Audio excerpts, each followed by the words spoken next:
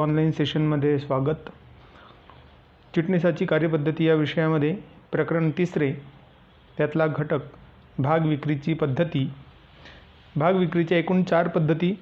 पहिली पद्धत सार्वजनिक विक्री, दुसरी पद्धत विद्यमान समहक्क भागधारकांना विक्री, तिसरी विद्यमान कर्मचाऱ्यांना भागांची विक्री आणि चौथी खाजगी विक्री. आपण याआधी सार्वजनिक विक्री आणि विद्यमान समहक्क भागधारकांना भागांची विक्रीचा अभ्यास केलेला आहे. आज आपल्याला विद्यमान कर्मचाऱ्यांना कशा प्रकारे भागांची विक्री ही केली जाते आणि त्याची पद्धती नेमकी कोणती आहे या घटकाचा अभ्यास करायचा आहे आणि सोबतच खाजगी विक्री ही कशा प्रकारे होते याचा देखील अभ्यास करायचा आहे. तर मित्रांनो, या ठिकाणी विद्यमान कर्मचाऱ्यांना भागांची विक्री करत असताना विद्यमान कर्मचाऱ्यांना भागाचे किंवा भाग विक्री करत असताना एकूण 4 प्रकारे 4 माध्यमातून 4 वेगवेगळ्या माध्यमातून भागांची विक्री ही होत असते. पहिला जो आहे त्यातला कर्मचारी भाग विकल्प योजना. तत्पूर्वी देखील कर्मचाऱ्यांना विद्यमान कर्मचारी जे व्यवसायामध्ये कर्मचारी काम करतायत त्या कर्मचाऱ्यांना जर भागांची विक्री जर का केली तर कोणते बदल हे होत असतात कर्मचाऱ्यांच्या भावनेमध्ये, कर्मचाऱ्यांच्या विचारांमध्ये आणि त्यांची जी कार्यक्षमता आहे त्यांची कार्यक्षमता कशा प्रकारे ते वाढवत असतात आणि व्यवसायाशी त्यांच्या आपुलकीचं नातं कसं निर्माण होतं ते आपण थोडक्यात पाहूया. विद्यमान कर्मचारी त्यांना जर का भागांची विक्री जर का करण्यात आली तर अशा वेळेस समहक्क भागांच्या विक्रीमुळे समहक्क ते कर्मचारीच त्याच कंपनीचे त्याच व्यवसायाचे समहक्क भागांच्या खरेदीमुळे त्या कंपनीच्या समहक्क भागांच्या खरेदीमुळे ते कंपनीचे मालक बनतात. कारण की जे समहक्क भागधारक असतात त्यांनाच कंपनीचे खरे मालक असं म्हटलं गेलेलं आहे. आणि म्हणूनच कर्मचाऱ्यांना जर का समहक्क भागाची विक्री करण्यात आली तर अशा वेळेस ते स्वतः मालक असल्याची भावना त्यांच्यामध्ये निर्माण होते आणि परिणामी ते आपण कर्मचारी म्हणून काम न करता ते एक मालकाच्या दृष्टिकोनातून विचार करणार आहेत आणि ते मालकाच्या दृष्टिकोनातून विचार केल्यानंतर त्यांची जी कार्यक्षमता आहे व्यवसायाच्या दृष्टिकोनातून व्यवसायाच्या फायद्यासाठी जास्तीत जास्त नफा कसा मिळवता येईल आणि जास्तीत जास्त चांगल्या प्रकारे त्या व्यवसायाची वृद्धी कशी करता येईल, विकास कसा साध्य करता येईल या दृष्टिकोनातून ते देखील विचार करायला लागतात आणि कर्मचाऱ्यांचे आपोआपच त्या दृष्टिकोनातून विचार झाल्यामुळे त्यांची कार्यक्षमता देखील ते स्वतः वाढवत असतात. आणि म्हणून जे विद्यमान कर्मचारी आहेत त्या विद्यमान कर्मचाऱ्यांना भाग वाटप जर का करण्यात आलं तर अशा वेळेस व्यवसायाशी एक त्यांचं आपुलकीचं नातं निर्माण होतं. व्यवसाय कर्मचारी हे वेगवेगळे नसून ते एकच आहेत. कारण की कर्मचारी आता भाग खरेदी केल्यामुळे ते कंपनीचे मालक बनलेले आहेत आणि त्यामुळे त्या भागांपुरते किंवा त्या शेअर्सपुरते का होईना मात्र ते कंपनीचे मालक असतात आणि त्या दृष्टिकोनातून ते विचार करायला सुरुवात करतात. एक कर्मचारी म्हणून नव्हे तर एक मालक म्हणून ते स्वतःचा विकास कंपनीच्या मार्फत साध्य करतात. कंपनीचा जर का विकास झाला तर आपोआपच कर्मचाऱ्यांचा देखील विकास संभव होतो. कंपनीचा नफा जर का वाढला, कंपनीने चांगल्या प्रकारे काम केलं, परफॉर्मन्स चांगलं दिलं आणि त्याच प्रकारे कंपनीचा नफा जर का वाढला तर वाढत्या नफ्याचा फायदा हा शेवटी कर्मचारी भागधारकांना देखील होणार आहे. आणि म्हणून हे असे जे कर्मचारी भागधारक आहेत ते कर्मचारी भागधारकांना लाभांश जास्त प्रमाणात मिळणार आहे. आणि म्हणून एक प्रकारची एक आपुलकीचं नातं आणि परस्पर संबंध कर्मचारी आणि कंपनी यांच्यामध्ये निर्माण होतं. आपण यांना कर्मचारी भागधारक देखील म्हणू शकतो. तर या ठिकाणी विद्यमान कर्मचारी जे आहेत ते विद्यमान कर्मचाऱ्यांना भाग वाटप करण्यासंदर्भातील काही महत्त्वाच्या योजना आहेत. त्या योजना अंतर्गत त्या भागांचं वाटप त्या कंपनी त्यांच्या कर्मचाऱ्यांना करीत असते. तर एकूण 4 आहेत या ठिकाणी योजना. पहिली योजना आहे ESOS. यालाच एम्प्लॉईज स्टॉक ऑप्शन स्कीम म्हणजेच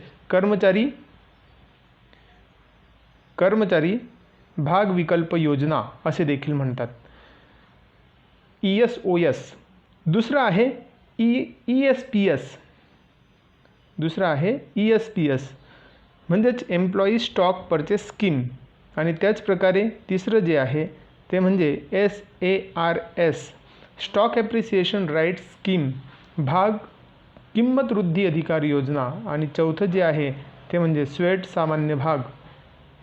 तर मित्रांनो, एक एक करून आपण या चौघही भागांच्या, चौघही प्रकारांच्या, चौघही योजनांचा आपण अभ्यास करूया. कर्मचारी भाग विकल्प योजना म्हणजे काय, तर एम्प्लॉई स्टॉक ऑप्शन स्कीम. या योजनेअंतर्गत कंपनी, तिची मुख्य कंपनी, त्यालाच आपण होल्डिंग कंपनी असे म्हणतो, किंवा दुय्यम कंपनी, याला सबसिडियरी कंपनी असे म्हणतात. मुख्य कंपनी आणि दुय्यम कंपनी. मुख्य कंपनी जी आहे, ज्यावेळेस अनेक कंपन्यांना जे खरेदी करणारं जो महत्त्वाची जी मेन कंपनी असते त्याला होल्डिंग कंपनी असे म्हणतात. आणि ज्या कंपन्या खरेदी झालेल्या आहेत किंवा ज्या कंपन्या ह्या एखाद्या कंपनीकडून विकल्या गेलेल्या आहेत किंवा खरेदी झालेल्या आहेत, अशा प्रकारच्या कंपनीला दुय्यम कंपनी किंवा सबसिडियरी कंपनी असे म्हणतात. उदाहरणार्थ, ए कंपनीने बी कंपनीला खरेदी केलेला आहे. ए कंपनीने बी कंपनीला खरेदी केल्यामुळे ए कंपनीला होल्डिंग कंपनी असे म्हणतात आणि बी कंपनीला सबसिडियरी कंपनी असे म्हणतात, म्हणजेच तिची दुय्यम कंपनी असे म्हणतात. याचे काम कर्मचारी.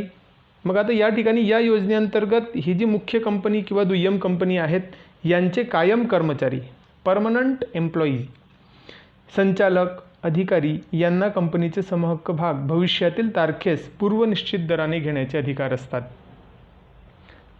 कंपनीचे कायम कर्मचारी असतील, संचालक असतील आणि अधिकारी असतील, यांना कंपनीचे समहक्क भाग भविष्यातील तारखेस पूर्वनिश्चित दराने, हा जो दर असतो किंवा ही जी किंमत असते भागांची, ती भागांची किंमत ही निश्चित झालेली असते, आधीच ठरवली गेलेली असते, म्हणून या ठिकाणी शब्द आलेला आहे पूर्वनिश्चित दराने घेण्याचे अधिकार असतात.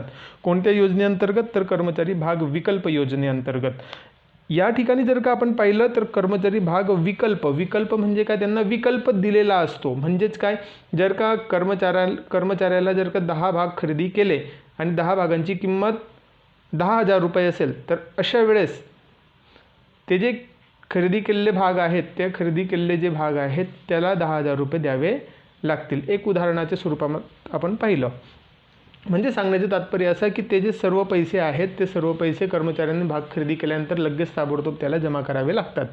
ही योजना कर्मचाऱ्यांना प्रोत्साहित करते आणि ज्यामध्ये ते काम करतात त्या कंपनीचे मालक असल्याची भावना निर्माण करते. कंपनीलाही चांगले आणि कर्मचारी कायम करता येतात. आणि म्हणून या ठिकाणी ही जी योजना आहे ती अत्यंत महत्त्वाची योजना आपल्याला दिसते.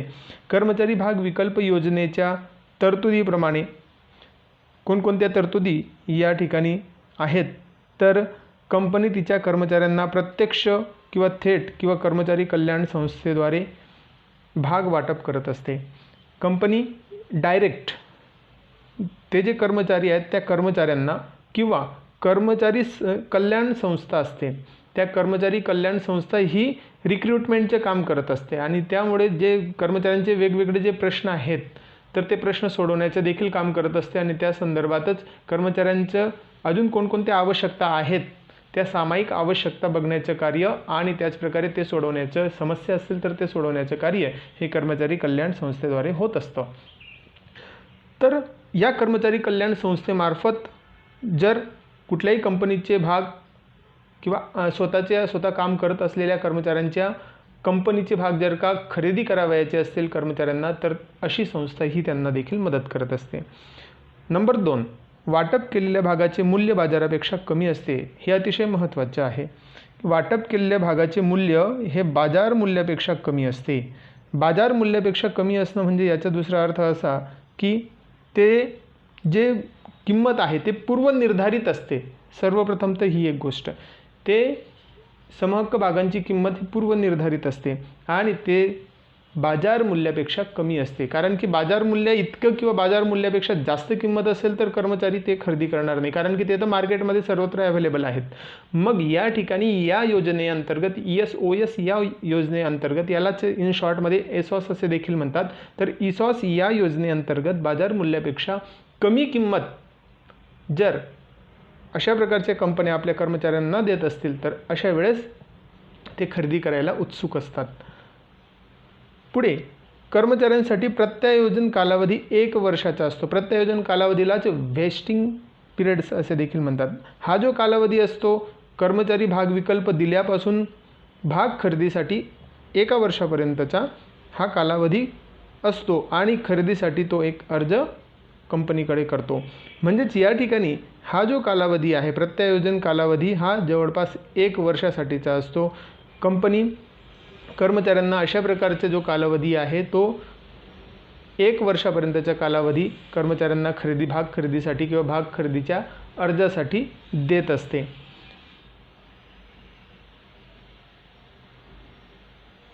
सामान्यतः कंपनी तिचा किमान धारण कालावधी निश्चित करते.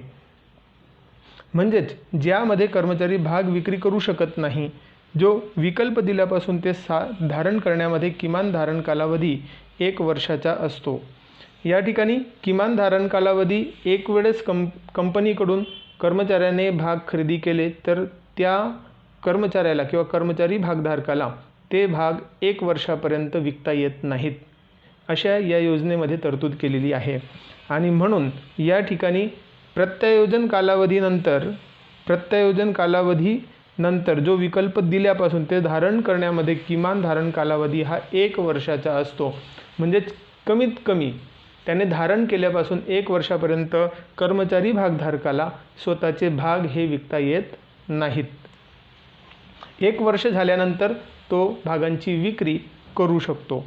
पुढचा मुद्दा आहे, जोपर्यंत कर्मचारी भाग खरेदी करत नाही तोपर्यंत लाभांश आणि मतदानाच्या अधिकाराचा लाभ कर्मचारी घेऊ शकत नाही. म्हणजेच भाग खरेदी न करता त्या कर्मचाऱ्याला लाभांश किंवा मतदानाचा अधिकार प्राप्त होत नाही.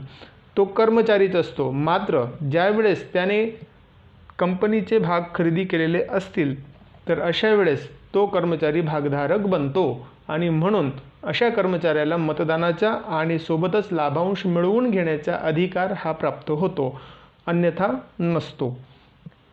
पुढचा मुद्दा आहे, या प्रकारचे भाग वाटप करण्यापूर्वी कंपनीला विशेष ठरावाद्वारे भागधारकाच्या सभेत मंजुरी घ्यावी लागते.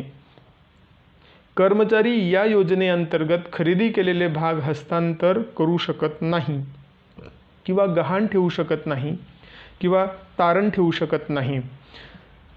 सर्वप्रथम तर कंपनीला विशेष ठरावाद्वारे भागधारकांच्या विशेष ठरावामध्ये अशा प्रकारची मंजुरी भागधारकांची मिळवून घ्यावी लागते. आणि विशेष ठरावासाठी आपल्या सर्वांनाच माहीत असल्याप्रमाणे 75% संमती भागधारकांची असणे गरजेचं आहे.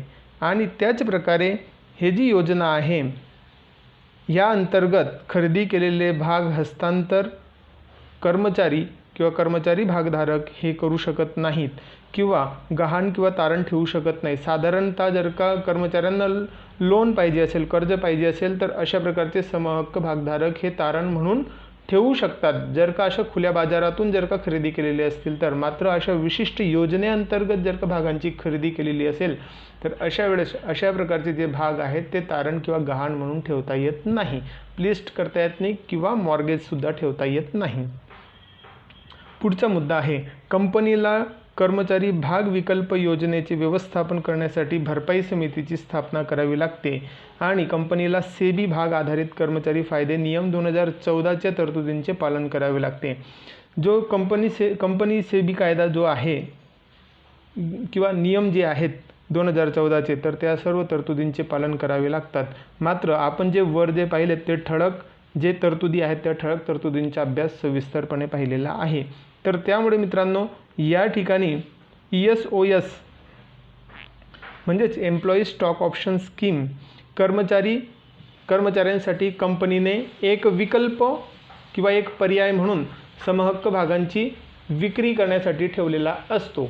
ते खरेदी करायचे अथवा न करायचे हे संपूर्णतः कर्मचाऱ्याच्या इच्छेवर अवलंबून असतं आणि म्हणून या ठिकाणी कर्मचारी भाग विकल्प योजना हे आपल्या लक्षात येते. याच्या पुढचा दुसरा जो मुद्दा आहे तो म्हणजे कर्मचारी भाग खरेदी योजना ESPS employee stock purchase scheme आता ESOS आणि ESPS या दोघांमध्ये काय फरक आहे ते आपण ESPS नंतर पाहूया, पण तत्पूर्वी ESPS म्हणजे काय याचा आपण उलगडा करूया. कर्मचारी भाग खरेदी योजना या योजनेअंतर्गत कंपनी तिच्या कर्मचाऱ्यांना पुढील तारखेला खरेदी करू शकतील अशा सवलतीच्या दरात, या ठिकाणी अशा सवलतीच्या दरात समहक्क भाग अशा प्रकारची सवलत दिली जाते. सवलतीच्या दरात समहक्क भाग देते. कंपनी कर्मचाऱ्यांच्या पगारातून भागांच्या देयकांसाठी काही रक्कम वजा करते. कंपनीने पुढील तरतुदी केल्या पाहिजेत. आता या ठिकाणी कर्मचारी भाग खरेदी योजना या अंतर्गत कर्मचारी पुढील तारखेला खरेदी करू शकतील अशा सवलतीच्या दरात समहक्क भाग देते. म्हणजेच या ठिकाणी बाजार मूल्यापेक्षा कमी दरामध्ये सवलत ही मिळत असते कर्मचाऱ्यांसाठी आणि त्यामुळे कर्मचारी ते भाग खरेदी करू शकतात. या ठिकाणी एक महत्त्वाचा अजून एक मुद्दा आहे की कंपनी कर्मचाऱ्यांच्या पगारातून भागाची देयक म्हणजे भागांची जेवढी पण किंमत असेल ती किमतीसाठी त्यांच्या पगारामधूनच ती वजावट करत असते. दर महिन्याला जेवढ्या किमतीचे जे भाग असतील तेवढ्या किंमत डायरेक्ट वजा न करता आपण ESOS मध्ये हे पाहिलं की कंपनीला कंपनीकडून कर्मचाऱ्याने जर का 100 भाग खरेदी केलेले असतील तर त्या 100 भागांवरील 10 रुपये प्रमाणे जरी धरले आपण तरी पण 1000 रुपये कंपनीला हे तेव्हाच द्यावे लागतात. संपूर्ण रक्कम एकदा अदा करावी लागते. पण पगारातून ESPS या योजनेअंतर्गत जर आपण पाहिलं तर कर्मचाऱ्यांच्या पगारातून अशा प्रकारची रक्कम ही हळूहळू कंपनी वजा करत असते. दर महिन्याची जी पगार येतो कर्मचाऱ्यांना त्या पगारामधून अशा प्रकारची रक्कम ही कमी कमी केली जाते आणि अशा प्रकारची एक महत्त्वाची सवलत ESPS मध्ये कंपनीकडून मिळत असते. कर्मचारी भाग खरेदी योजना. आता या ठिकाणी काही तरतुदी आहेत. तर पहिली तरतूद आहे कर्मचाऱ्यांच्या त्यांच्या श्रेणीनुसार वेगवेगळ्या संख्येने भागांची विक्री करता येते. आता कर्मचाऱ्यांची वेगवेगळ्या प्रकारची श्रेणी असते. शिपाई, क्लर्क, त्यानंतर सुपरवायझर, मॅनेजर अशा वेगवेगळ्या प्रकारचे श्रेणी असतात आणि त्या श्रेणीनुसार आता शिपायाला 5 भाग खरेदी करण्यासाठी सांगितलेलं असेल, त्याचप्रकारे क्लर्क असतील त्यांना 10, त्याचप्रकारे सुपरवायझरला 15, मॅनेजरला 20 अशा प्रकारचे जे श्रेणी आहे त्या श्रेणीनुसार त्या कर्मचाऱ्यांच्या श्रेणीनुसार प्रत्येकाला भाग किती खरेदी करावेत यानुसार त्यांनी ते भागांची संख्या किंवा भागांची विक्री ही कंपनीला करता येते. ESPSद्वारे ESPSचं लॉंग फॉर्म आहे एम्प्लॉई स्टॉक परचेस स्कीम. वाटप केलेले भाग ताबडतोब सूचीबद्ध केले पाहिजेत म्हणजेच नोंद त्यांची केली पाहिजे. ESPSद्वारे कोणत्या या योजनेअंतर्गत कोणत्या प्रकारचे किंवा कोणकोणत्या कर्मचाऱ्यांना ESPSद्वारे भागांची वाटणी केली गेलेली आहे त्या प्रकारची तशी नोंद ही केली पाहिजे. म्हणजेच काय तर भाग जे आहेत ते सूचीबद्ध करणं गरजेचे आहे कारण की हे एक विशिष्ट योजनेअंतर्गत देण्यात आलेले भाग असतात आणि त्यामुळे त्यांना त्या योजनेअंतर्गत असणारे सर्व लाभ हे त्यांना मिळणं आवश्यक आहे आणि म्हणून ESPSद्वारे वाटप केलेल्या भागांचे ताबडतोब सूचीबद्ध करणं गरजेचं आहे. जर ESPS सार्वजनिक भाग विक्रीचा हिस्सा नसेल तर धारण कालावधी भाग वाटपापासून किमान 1 वर्षाचा असतो. ESPS हा सार्वजनिक विक्रीचा हिस्सा नसेल तरच भाग वाटपापासून भागांचे वाटप ज्यावेळेस सुरुवात झालेली असेल त्यापासून किमान 1 वर्षाचा कालावधी असतो.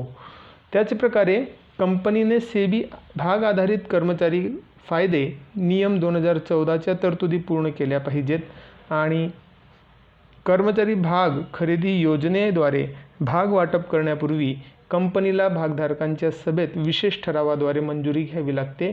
याआधीच आपण याच्या विशेष ठरावामध्ये 75% इतके भागधारकांची संमती असणं आवश्यक असतं तरच तो विशेष ठराव हा ठरत असतो. तर मित्रांनो हे अशा प्रकारे एम्प्लॉई स्टॉक परचेस स्कीम संदर्भात आपण माहिती मिळवली. तिसरा महत्त्वाचा यामध्ये भाग आहे भाग किंमत वृद्धी अधिकार योजना. यालाच म्हणतात stock appreciation right scheme SARS. SARS या योजनेअंतर्गत कर्मचाऱ्यांना एक विशिष्ट भाग संस्थेची भविष्यकालीन वाढीव किंमत मिळण्याचा हक्क दिला जातो। या ठिकाणी जर का म्हटलं तर आपण पाहिलं तर भविष्यकालीन वाढीव किंमत महत्त्वाचा आहे हा शब्द। तर भविष्यकालीन वाढीव किंमत म्हणजे प्रत्यक्षामध्ये कर्मचाऱ्यांना भागांची खरेदी करावी लागत नाही, तर केवळ त्या ठिकाणी काय करावं लागतं तर भविष्यकालीन वाढीव किंमत जी असेल त्या वाढीव किंमतीचा जो हक्क आहे किंवा अधिकार आहे हा दिला जातो। म्हणजे समजा उदाहरणार्थ आज एका कर्मचाऱ्याने 100 भाग खरेदी केलेले आहेत प्रत्येकी 10 रुपये प्रमाणे, म्हणजेच पैसे झाले त्याचे 1000 रुपये। 1000 रुपये हे त्याला किंमत द्यावी लागत नाही, केवळ त्याच्या नावावर ते लिंक केलं जातं, अटॅच केले जातात त्याच्या नावावर। या योजनेअंतर्गत केवळ ते लिंक होतात आणि लिंक झाल्यानंतर 2 महिन्यानंतर किंवा 3 महिन्यानंतर ते भागांची किंमत ही वाढली, समजा 10 रुपये आज आहेत, 10 रुपयाने लिंक केलेले आहेत त्या कर्मचाऱ्याच्या नावाने, जर काही दिवसानंतर किंवा काही महिन्यानंतर त्या भागांची किंमत वाढली आणि झाली 15 रुपये, म्हणजेच 100 भागांवर एका भागाचे 15 रुपये, तर 100 भागाचे 1500 रुपये। 1000 रुपयाला लिंक केलेले होते आणि आता 1500 रुपयाला ते भाग आजच्या किमतीला आहेत आणि म्हणून हे जे वरचे 500 रुपये आहेत, हे वरचे 500 रुपये ही भविष्यकालीन वाढीव किंमत ठरते। भाग किंमत वृद्धी अधिकाराचे युनिट्स कंपनीकडून कर्मचाऱ्यांना वाटप केले जातात। भविष्यातील एका विशिष्ट तारखेला भाग किमतीतील वृद्धीच्या रक्कम रोख स्वरूपामध्ये किंवा समहक्क भागाच्या रूपात दिली जाते आणि हे जे 500 रुपये आहेत ते 500 रुपये कर्मचाऱ्यांना रोख स्वरूपामध्ये कर्मचाऱ्यांनी डिमांड केलं, कर्मचारी भागधारकाने जर का डिमांड केलं तर रोख स्वरूपामध्ये, अन्यथा कर्मचाऱ्यांनी जर का सांगितलं की समहक्क भागांमध्ये ते रूपांतरित करून समहक्क भाग द्यावेत, तर समहक्क भागांमध्ये त्यांना त्या 500 रुपयाच्या किमतीचे भाग हे त्यांना अदा केले जातात, दिले जातात।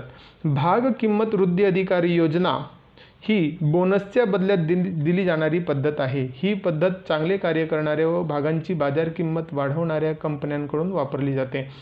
साहजिकच आहे की अशा प्रकारची ही जी योजना आहे, जो कर्मचारी चांगला कार्य करतो, जो कुशलतेने काम करतो आणि त्याला जे बोनस मिळायला पाहिजे त्या बोनसच्या बदल्यामध्ये अशा प्रकारची भाग किंमत वृद्धी अधिकारी योजना हे दिली जात असते कंपनीकडून। आणि त्याच प्रकारे भागांची बाजार किंमत किंवा चांगल्या पद्धतीने कार्य करणाऱ्या आणि भागांची किंमत वाढवणाऱ्या कंपन्यांकडून अशा प्रकारची ही जी सवलत आहे ती सवलत स्पेशली कर्मचाऱ्यांसाठी ही वापरली जाते। या योजनेनुसार कर्मचाऱ्याने भाग खरेदी करण्यासाठी पैसे द्यावे लागत नाही। आधीच सांगितल्याप्रमाणे त्याला 100 भागावर 10 रुपये प्रमाणे 1000 रुपये प्रत्यक्षामध्ये द्यावे लागले नाहीत, केवळ त्याच्या नावावर ते भाग लिंक करण्यात आले।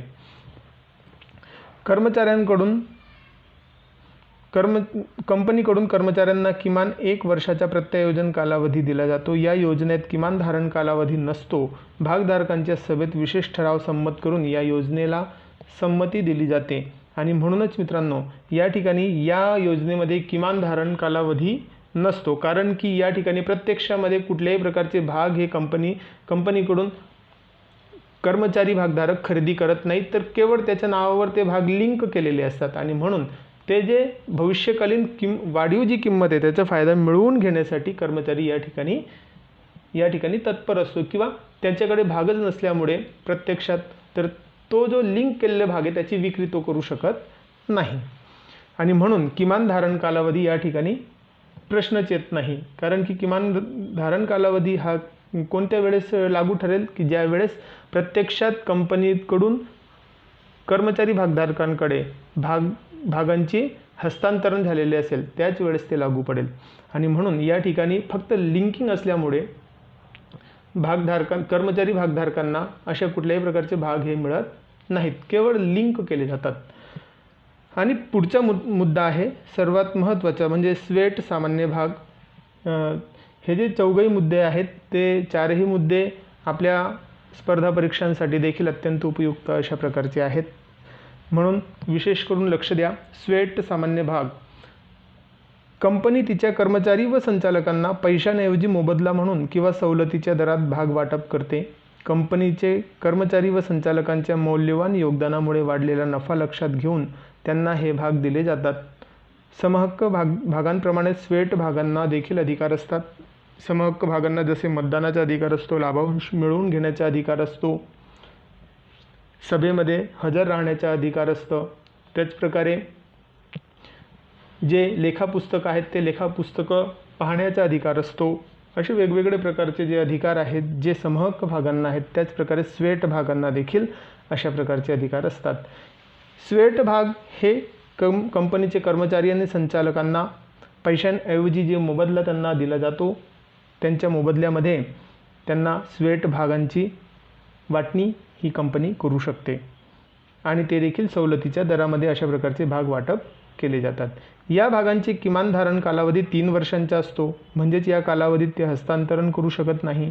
या प्रकारचे भाग वाटप करण्यासाठी कंपनीला भागधारकांच्या सभेत विशेष ठराव मंजूर करून मान्यता घ्यावी लागते आणि विशेष ठरावासाठी 75% भागधारकांची संमती असणं गरजेचं असते. तर मित्रांनो, या ठिकाणी 4 महत्त्वाचे जे मुद्दे आहेत त्या मुद्द्यांचा आपण अभ्यास केला. ESOS, ESPS, SARS आणि स्वेट इक्विटी शेअर्स.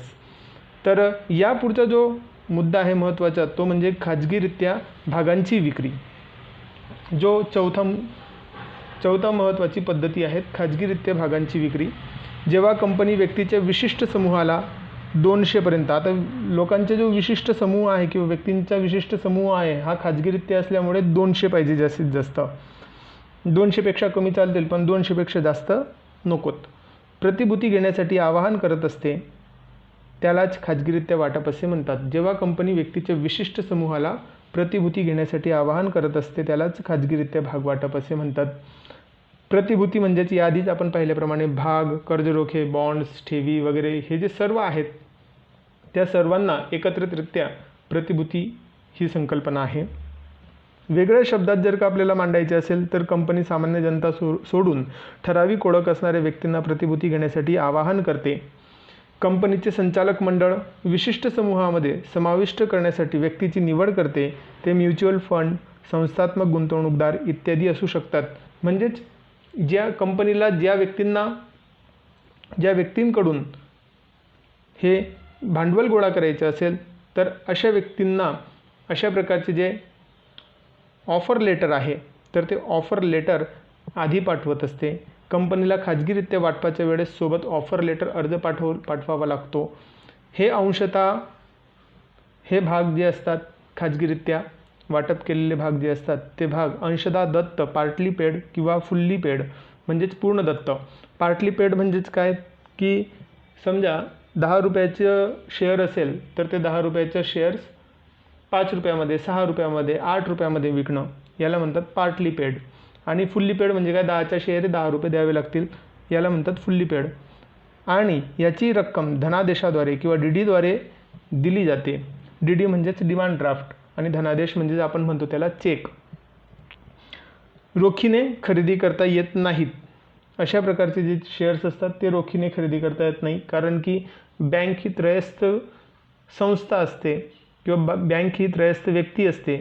त्या व्यक्तीमार्फत जर का किंवा त्या संस्थेमार्फत जर का व्यवहार केले गेले तर एक प्रूफ हा राहतो आणि त्यामुळे धनादेशाद्वारे किंवा DDद्वारे अशा प्रकारची खरेदी विक्रीचे कार्य केलं जातं. खाजगी वाटपामध्ये अर्जदारास भाग त्याग करण्याचा हक्क नसतो. या प्रकारचे भाग वाटप करण्यासाठी कंपनीला भागधारकाच्या सभेत विशेष ठराव मंजूर करून घ्यावा लागतो आणि तदनंतरच अशा प्रकारची भागांची विक्री ही कंपनीला करता येते. कंपनी खाजगीरित्या वाटप पुढील 2 प्रकारे करू शकते. पहिलं म्हणजे हक्क भाग आणि दुसरं म्हणजे अग्रहक्क पद्धतीने वाटप. हक्क भागाचा जो अभ्यास आहे आपण याआधीच केलेला आहे की विद्यमान समहक्क भागधारकांना भाग वाटप या शीर्षकांतर्गत हक्क भागाची माहिती आपण घेतलेलीच आहे याआधी. आता अग्रहक्क पद्धतीने भागांचे वाटप ती माहिती हक्क भागासंदर्भात ती जशी आहे तशीच या प्रकारे इथं देखील आहे. अग्रहक्क पद्धतीने जे वाटप आहे ते अग्रहक्क पद्धतीने भागांचे वाटप हे कशा प्रकारे होतं तर जेव्हा विशिष्ट व्यक्तींच्या समूहाला प्राधान्याने प्रेफरन्शियल बेसिसने कंपनी विशिष्ट प्रतिभूतींचे वाटप करते. म्हणजेच समहक्क भाग किंवा प्रतिभूती ज्या भविष्यामध्ये समहक्क भागांमध्ये रूपांतरित करू शकतात अशा वाटपाला अग्रहक्क पद्धतीने वाटप असे म्हणतात. तर मित्रांनो, या ठिकाणी एक विशिष्ट व्यक्तींचा जो समूह आहे त्याला प्राधान्याने कंपनी काही विशिष्ट प्रतिभूतींचे वाटप करते. म्हणजेच समहक्क भाग असतील किंवा प्रतिभूती असतील ज्या भविष्यामध्ये समहक्क भागांमध्ये रूपांतरित होऊ शकतात अशा वाटपाला अग्रहक्क पद्धतीने वाटप असे म्हणतात. सामान्यपणे कंपनी आपल्या प्रवर्तकांना, विद्यमान भागधारकांना, कर्मचाऱ्यांना, साहसी भांडवल गुंतवणूकदारांना अग्रहक्क पद्धतीने प्रतिभूतींचे वाटप करताना दिसते.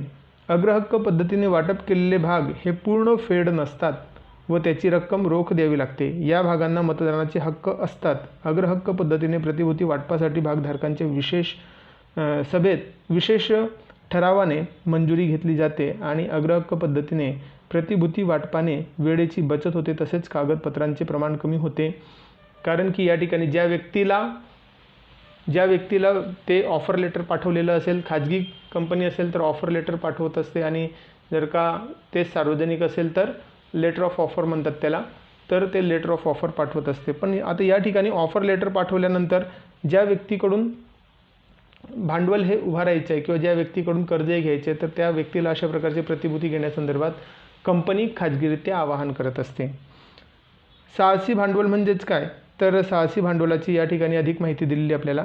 अशा संस्था की जे भविष्यात अतिवृद्धीची क्षमता असणाऱ्या कंपन्यांना भांडवल पुरवतात. साहसी भांडवलदार संस्था सर्वसाधारणपणे कंपन्यांचे समहक्क भाग खरेदी करतात, कारण की समहक्क भाग हेच साहसी भांडवलाचं एक सर्वात महत्त्वाचा प्रकार आहे. यालाच व्हेंचर कॅपिटलिस्ट असे म्हणतात. तर हे जे व्हेंचर कॅपिटलिस्ट आहेत तर ते व्हेंचर्स म्हणजे ज्या ठिकाणी साहस आहे, ज्या ठिकाणी तोटा पण सहन करण्याची यांची ताकद आहे, क्षमता आहे, अशा प्रकारचे भांडवल पुरवठा करणारे जे असतात त्यांना समहक्क भागधारक असे म्हणतात. आणि समहक्क भागधारक हेच खऱ्या अर्थाने जोखीम स्वीकारणारे मालक असतात. तर मित्रांनो, या ठिकाणी आपण महत्त्वाच्या 2 मुद्द्यांचा आपण अभ्यास केला, ते म्हणजेच ESOS आणि खाजगीरित्या भागांची विक्री कशा प्रकारे होते याचा आपण अभ्यास केला. तर परीक्षेमध्ये आपल्याला अधिक माहितीसाठी जो या ठिकाणी दिलेला आहे ते तुम्हाला वाचन करायचं आहे. खाजगीरित्या वाटप आणि अग्रहक्क पद्धतीने वाटप या दोघांमधील फरक स्पष्ट करा आणि त्याचप्रकारे कंपनी भागांची किंवा प्रतिभूतींची पुनर्खरेदी पुढील माध्यमातून करू शकते. हा जो मुद्दा आहे हा देखील अधिक माहितीसाठी दिलेला आहे. तर या 2 मुद्द्यांचा अभ्यास आपण स्वतः करायचा आहे, सेल्फ स्टडी करायची आहे. पुढच्या तासिकेला आपण पुढच्या भागाचा अभ्यास करणार आहोत. धन्यवाद.